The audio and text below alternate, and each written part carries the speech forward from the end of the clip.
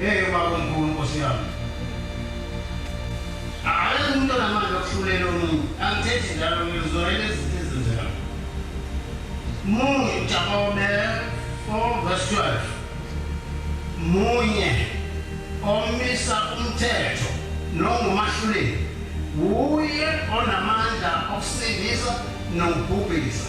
Ungubani-ke wena manje osumehlulela omunye na? Ukamlapho wena. Uyasehlulela phela manje wena ukholwe kakhulu. Ungalokuthi utshele leyo nto.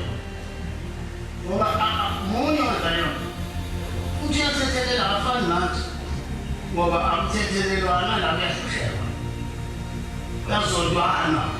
Seyishonephi inhlonipho kinina? Sekushonephi ukuthandana kinina? Amazwi ahlakaniphileyo 6:16-20. Lezi zinto eziyisithupha uJehova uyazizonda. Jehova uyazizonda. Yebo-ke Isikhombisa ziyisinengiso somphefumulo wami. isinengiso yokuphefumula wami. Amehlo azindayo. Awumeka ngokancane ungavali. Amehlo adlinzayo. Mhlawumbe wasekudidela ukuthi yini amehlo adlinzayo. Yilo ubuka umuntu engathi ubukile. Kodwa ufake ingubo emhlophe phela kuyebona mina angaboni ukuthi ngiyambona ukuthi umbuka kanjani lo muntu.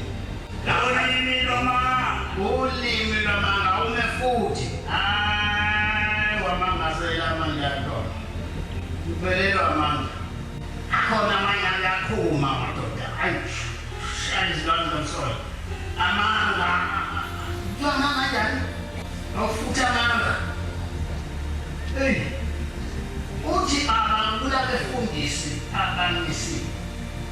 Ukhona oseduthuliwe usesibhedlela ngibula kwambesoba. Lithi uqinisile athi uqinisile bese ngibikele omunye wabefundisi lapha. Athi baba ngoba nginefoni inamba yakhe.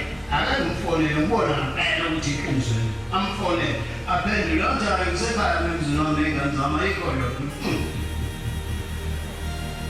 Akakhuluma bona la ngithi. Engobeni omhlophe. Uphuma awukade mntana. Ezandla eziphalaza igazi ngelanga. Izandla eziphalaza igazi nabashaya abantu la. Akukho indawo shaya. Uhlelo usikhiphile endaweni zephi. Nizoyakhala emphi manje sondweni. Angamasho ukukhombela lento. Abale ndawo. Kodwa bona manje. Niyonelane nje ehluselelwa kwabumbulu. Ngoba sokuhlosa leyo. Awukuzana kuzana nini le? Awuqhubeka. Yini